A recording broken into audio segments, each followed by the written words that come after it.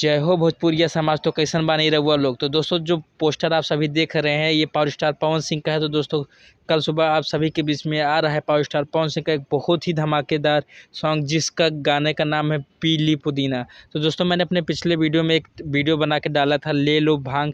तो दोस्तों उसी की सेम जस्ट कॉपी है पावर स्टार पवन सिंह का एक नया गाना आ रहा है, जिस गाने का बोल है पीली पुदीना। तो दोस्तों पुदीना ए हसीना जो कि गाना पावर स्टार पवन सिंह का ब्लॉकबस्टर हिट हुआ था, उसी को देखते हुए पावर स्टार पवन सिंह ने बोला कि इस गाने का एक कावर वर्जन भी आना चाहिए। तो आप सभी के बीच में अपने फैंस की बात पवन सिंह इतने गंभीरता से लेते हैं कि आप सभी के बीच में उसका पुदीना गाना आ रहा है।